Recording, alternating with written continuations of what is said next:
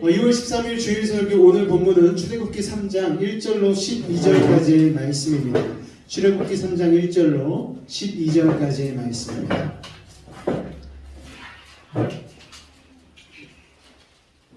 구약성경 85페이지에 있습니다. 출애굽기 3장 1절로 12절까지의 말씀, 제가 한 절, 여러분이 한 절 교독하도록 하겠습니다.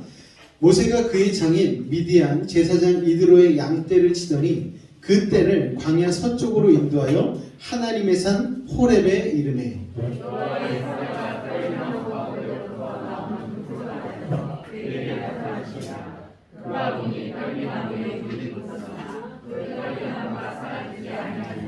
이에 모세가 이르되 내가 돌이켜 가서 이 큰 광경을 보리라. 떨기나무가 어찌하여 타지 아니하는고 하니 그때에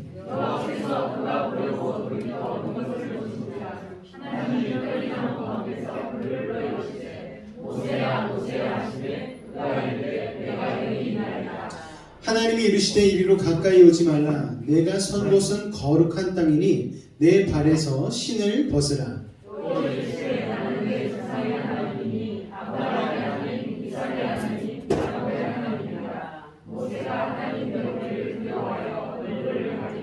여호와께서 이르시되 내가 애굽에 있는 내 백성의 고통을 분명히 보고 그들이 그들의 감독자로 말미암아 부르짖음을 듣고 그 근심을 알고 내가 내려가서 그들을 애굽에서 인도하고 그들을 그 땅에서 인도하여 아름답고 황폐한 땅 적합하게 이르리라. 또 하나님으로서 하나님으로서 그리스도로서 이리로서 영수로서의 지방에 데려가라 하노라. 이제 가라. 이스라엘 자손의 부르짖음이 내게 달하고 애굽 사람이 그들을 괴롭히는 학대도 내가 보았으니 이제 그야말로 야곱에게 버려 저희에게 백성 이스라엘 자손을 애굽에서 인도하여 내리라. 모세가 하나님께 아뢰되 내가 누구이기에 바로에게 가며 이스라엘 자손을 애굽에서 인도하여 내리이까.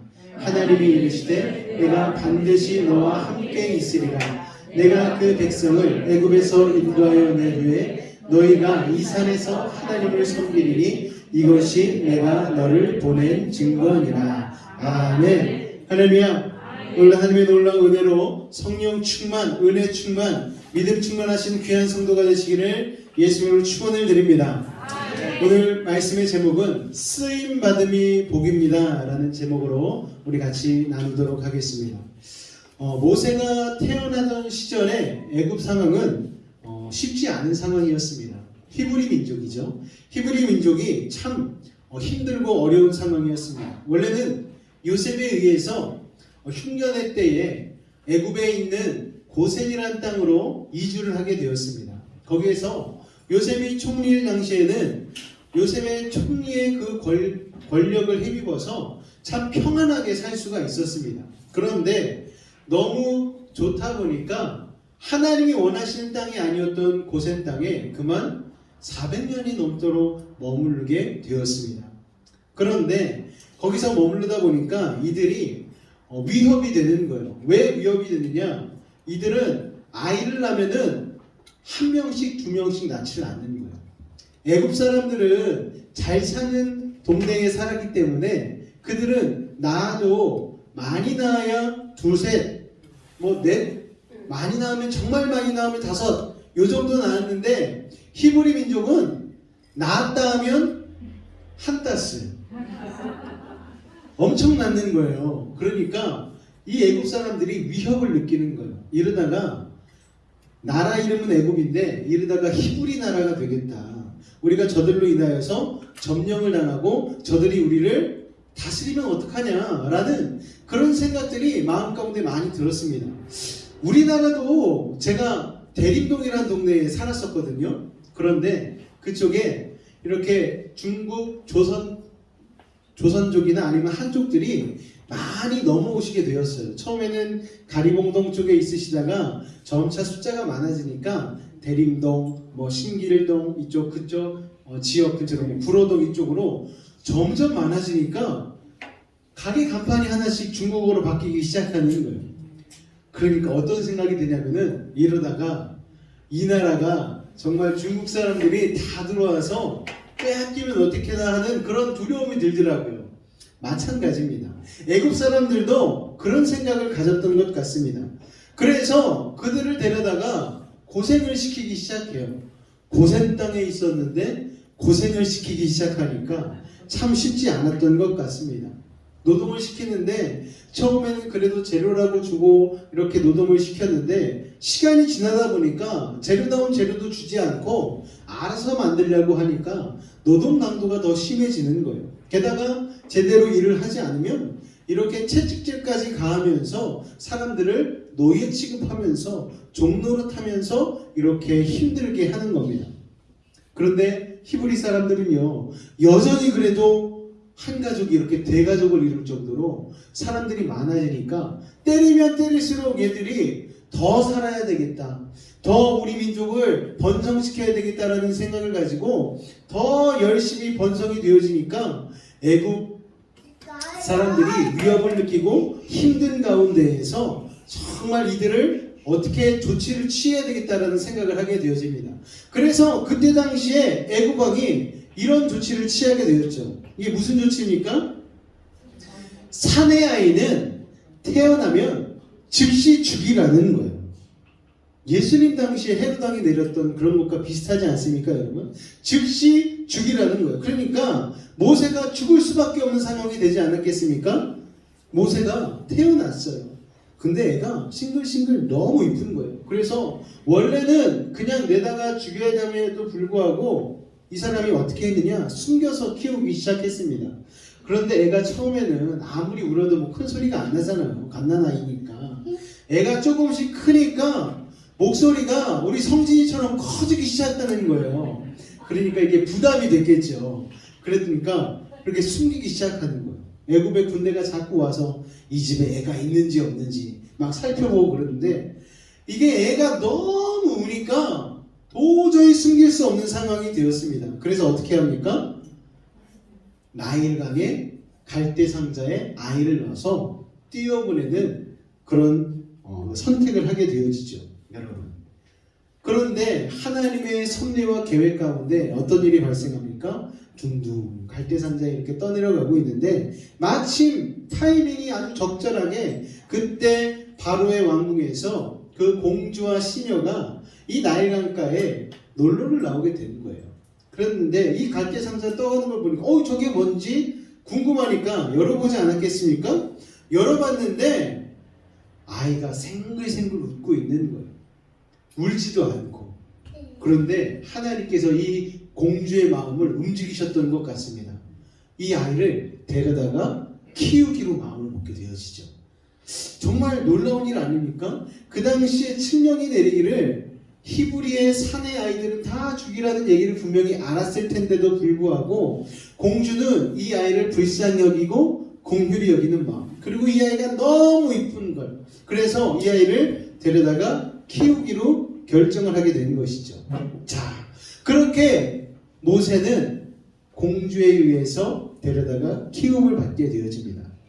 애굽에서 왕궁의 교육을 40년 동안이나 잘 받게 되어서 잘 성장을 하게 되었죠. 그런데 어느 날입니다. 어떤 일이 일어났느냐? 갑자기 히브리 사람이 일을 하다가 십장에게 매를 맞는 장면을 보게 되는 거예요. 그러니까 자신의 민족이라는 생각을 가지고 있었던 이 모세가 갑자기 마음이 끓어오르기 시작합니다. 그래서 그 십장을 어떻게 했을까요? 죽여버리고 말았습니다. 끔찍한 살인을 저질렀어요. 그런데 마침 그때 사람이 아무도 없었던 것 같아요. 몰래 땅에 파묻어버리고 조용히 돌아오게 되어집니다. 그런데 여러분, 모세가 왜 갑자기 히브리인이 매맞는 것을 보고 그 십장을 죽이게 되었을까요? 그것은 다름 아닙니다.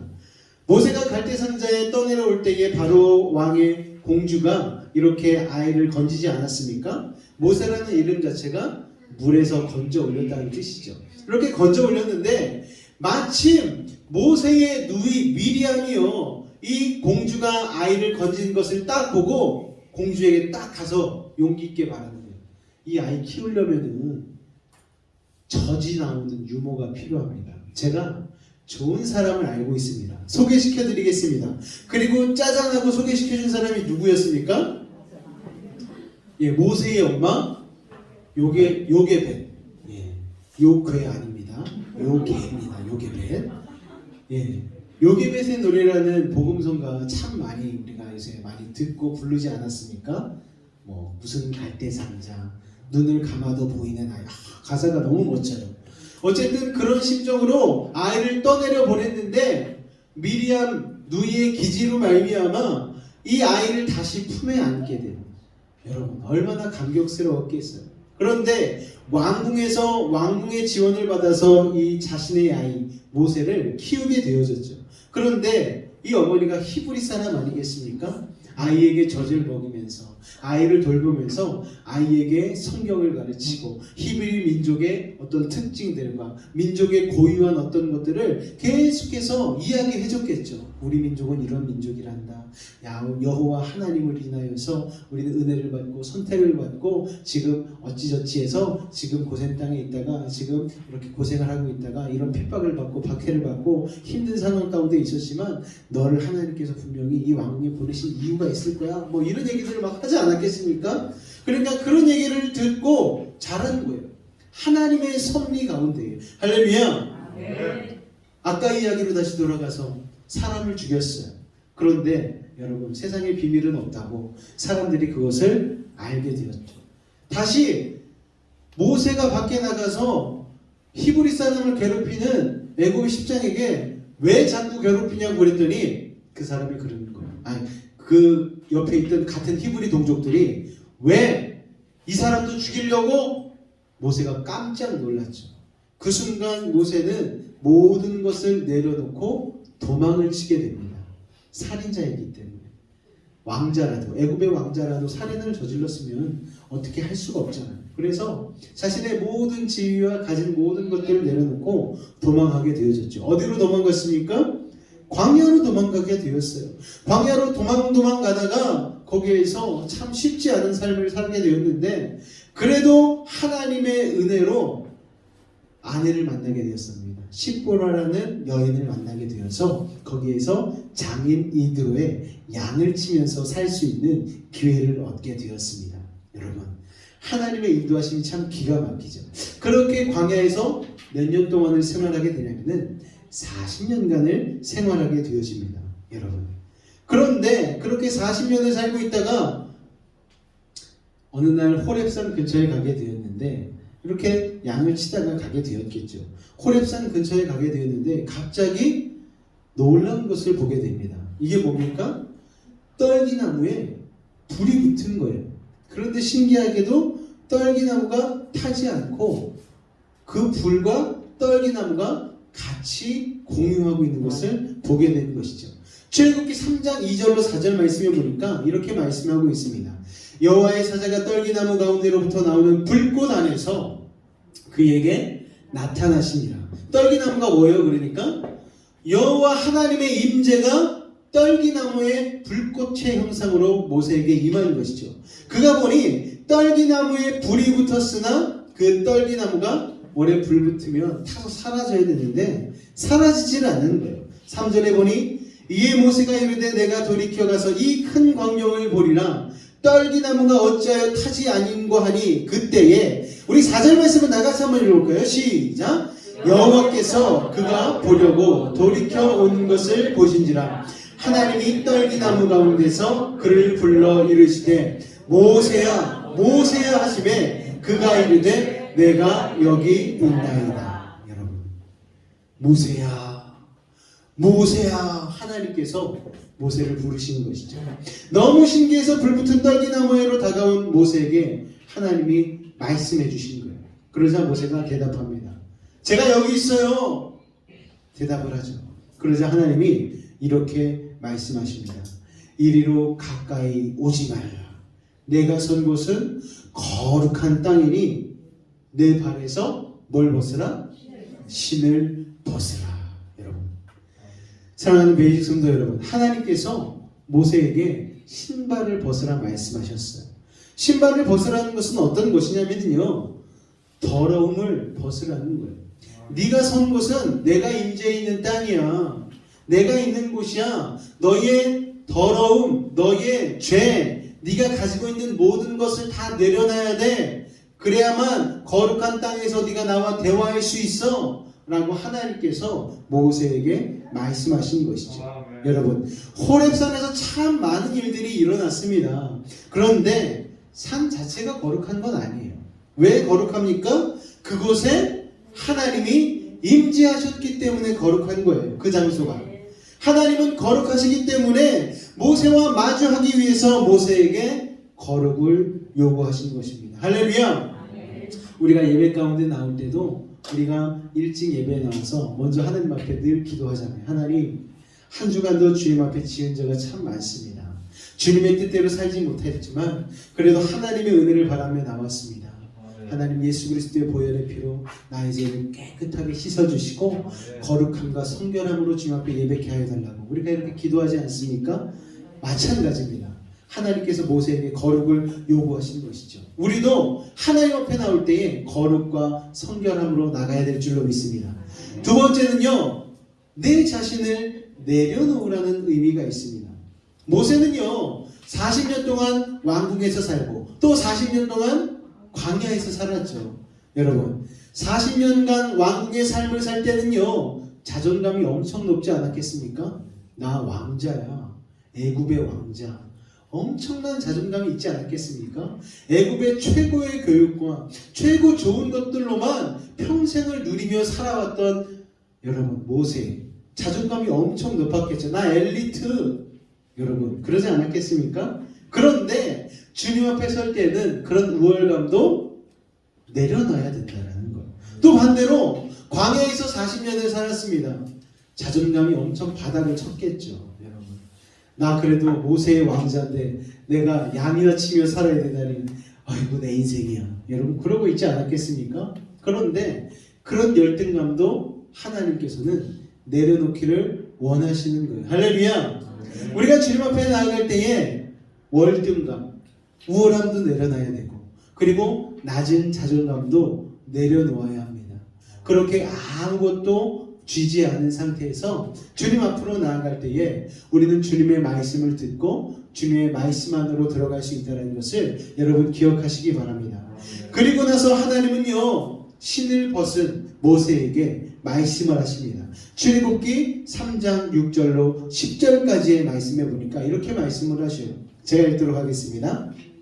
또 이르시되 나는 내 조상의 하나님이니 아브라함의 하나님, 이삭의 하나님, 야곱의 하나님이니라. 모세가 하나님 배우기를 두려워하여 얼굴을 가리매 떨기 나무 가운데에 불꽃이 임하고 무슨 음성이 나에게 임하긴 하는데 이분이 누군지를 몰랐어요. 그런데 하나님께서 친히 본인을 설명해 주시는 거예요. 모세야, 내가 누군 줄 아니? 나는 말이야 네 조상 아브라함의 하나님이야.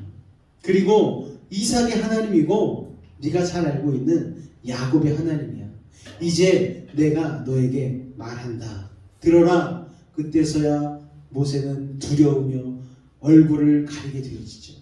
그리고 7절에 보니까 여호와께서 이르시되 내가 애굽에 있는 내 백성의 고통을 분명히 보고, 그러니까요 하나님의 백성이 고통받는 걸 하나님은 뭐 하고 계신다? 보고 계신다라는 거예요. 하나님, 지금 제 고통을 아십니까? 제 삶 가운데 놓여진 이 아픔들을 주님 알고 계셔요? 주님 왜 잠잠하시는 거예요? 왜 저를 홀로 내비두시는 거예요? 하나님, 저 너무 외롭습니다. 아니요, 여러분. 하나님은 여러분을 목도하고 계십니다. 불꽃과 같은 눈동자로 여러분을 지켜보고 계신다는 사실을 여러분 꼭 기억하시기를 바랍니다. 8절에 보니까 내가 내려가서 그들을 애굽인의 손에서 건져내고 그들을 그 땅에서 인도하여 낼 거야. 그리고 이러한 땅들로 내가 데려갈 거야 라고 구체적인 지명들을 말씀을 하고 계시죠. 그리고 9절에 보니까 이렇게 말씀하십니다. 모세야, 이제 가라.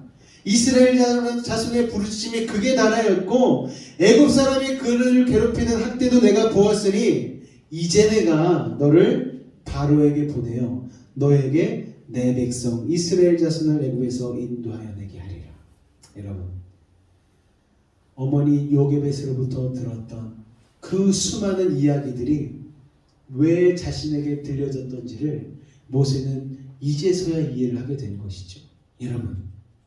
여러분이 드렸던 수많은 예배, 여러분이 읽었던 수많은 성경 말씀, 그리고 수많은 가르침의 교사들로부터, 또 목사님들로부터, 전도사님들로부터 여러분들이 들었던 그 말씀 다 기억은 안 날 수도 있어요. 하지만 그 말씀이 주어졌던 이유가 분명히 있다라는 것입니다. 할렐루야!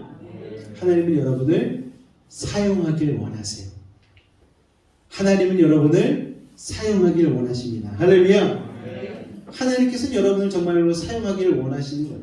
하나님이 저도 사용하신다고요? 저 같은 사람도요? 아닙니다, 여러분.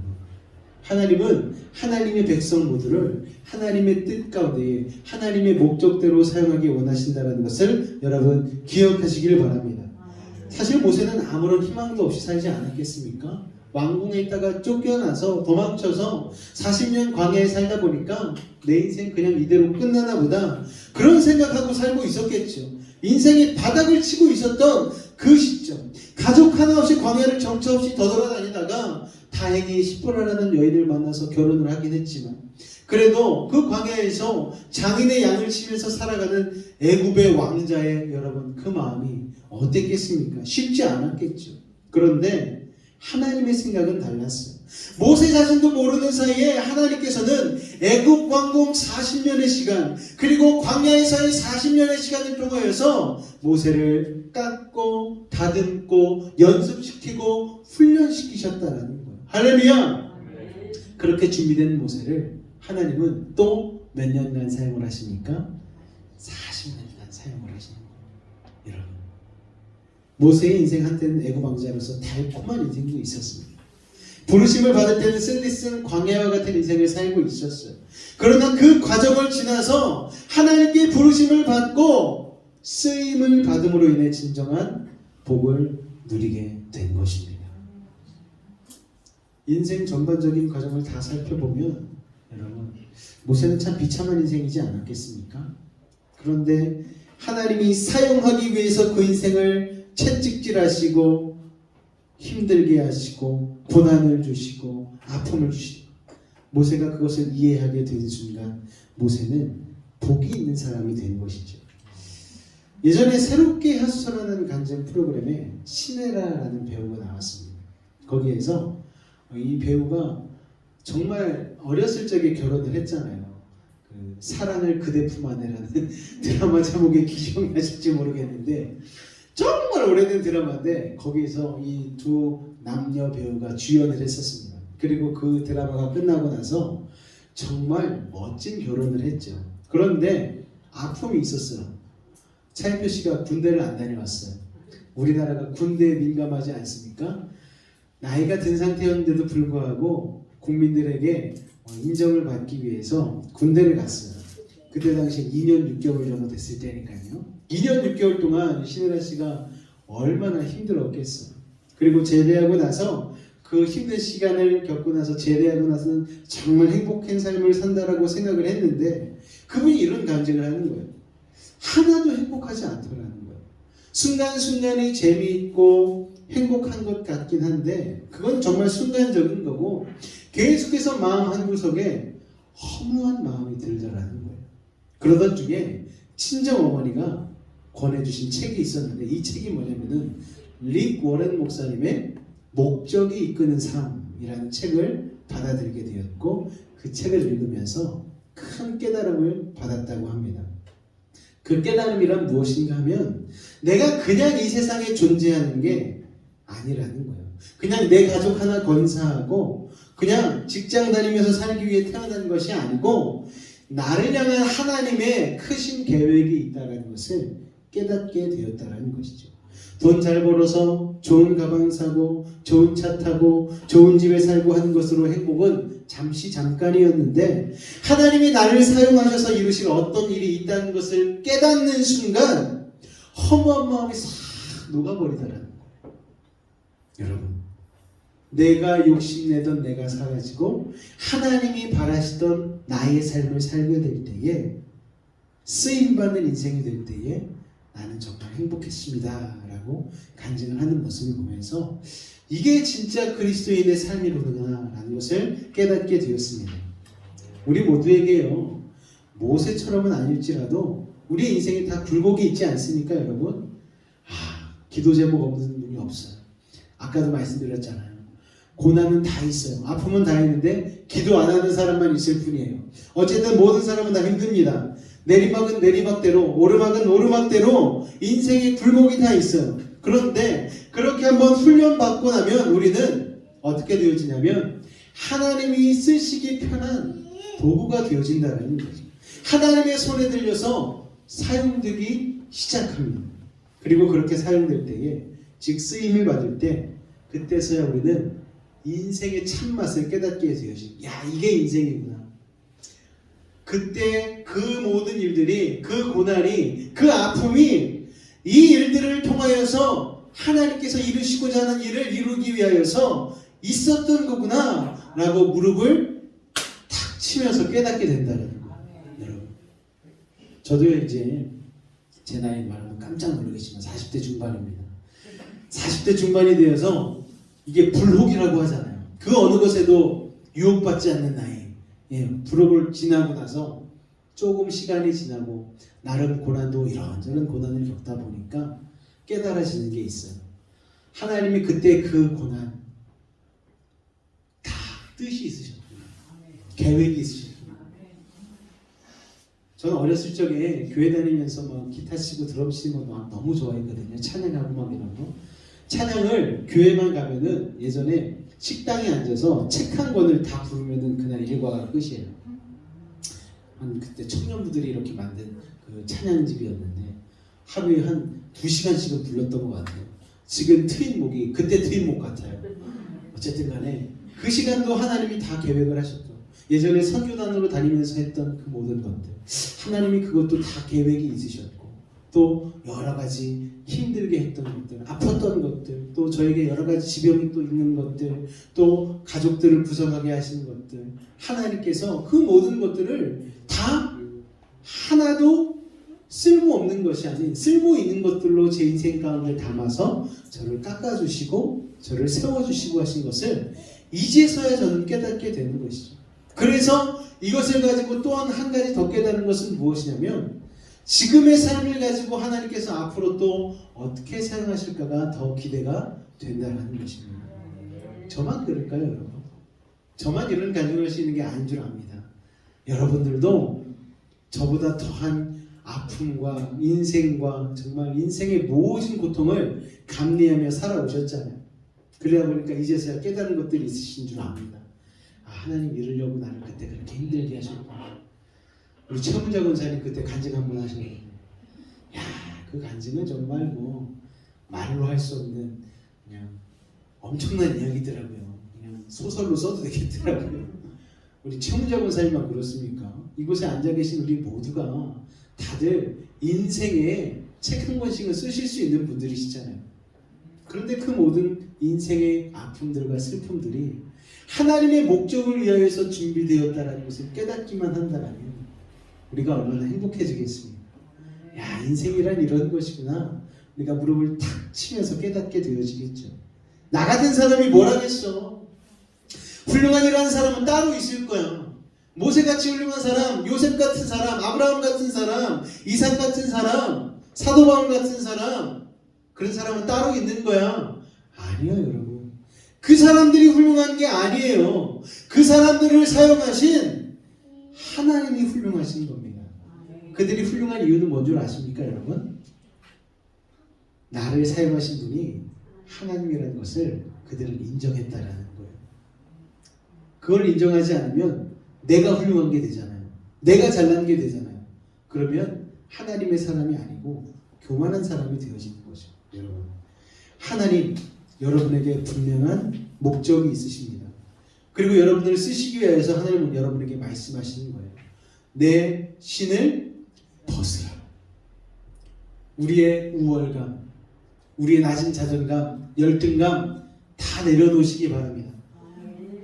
제가 뭘 하겠어요, 목사님. 저 이제 나이도 들고요.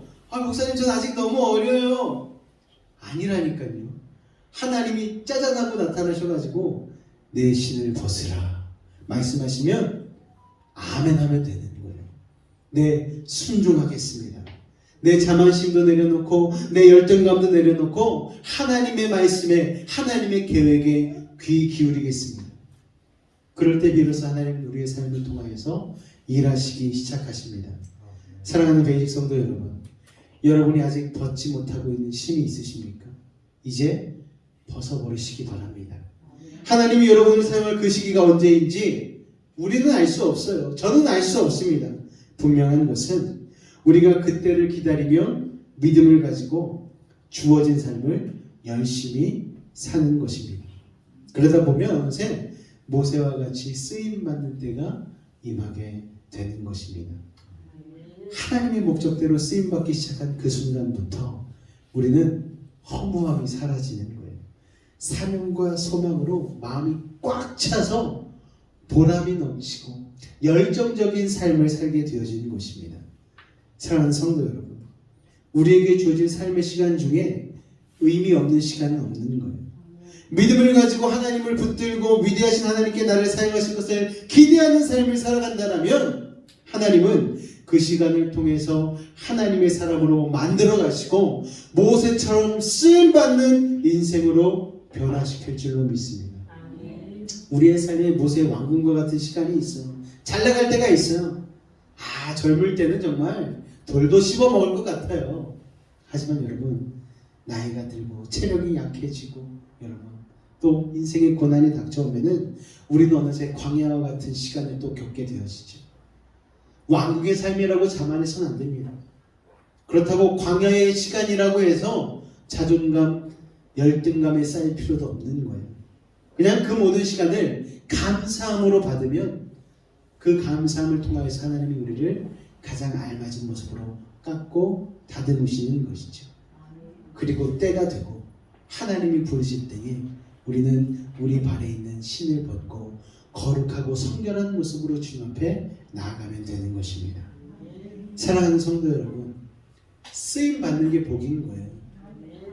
학창 시절에 선생님을 너무 열심히 쳐다봤어요. 왜요? 선생님이 심부름 하나만 시켜주면 너무 행복할 것 같아. 와, 선생님 내 이름 한 번만 불러주세요. 국민학교 초등학교 때는 그러잖아요. 하나님이 우리를 부르실 것을 기대하는 그 마음으로 쓰임받음을 사모함으로 여러분의 삶을 감사함으로 하나님 앞에 드리시기를 예수님으로 축원을 드립니다. 주어진 삶 가운데 고난이 있으십니까? 질병으로 아픔을 겪고 계셔요? 아니면 반대로 남다른 축복을 받고 행복하게 살아가고 있다고 생각하십니까? 술술 일이 잘 풀리고 계셔요? 잘 되든 안 되든 그 모든 것이 인생 가운데 하나님께 쓰임받기 위한 순간이고 재료라는 것을 기억하시기 바랍니다. 세상에 쓰임받지 못할 인생은 없습니다. 여러분 모두 하나님의 계획 속에 있는 훌륭한 하나님의 자녀요 백성이요 하나님의 사역자들이라는 것을 기억하시기를 예수님의 이름으로 축원을 드립니다. 기도하겠습니다. 사랑의 주님, 감사합니다.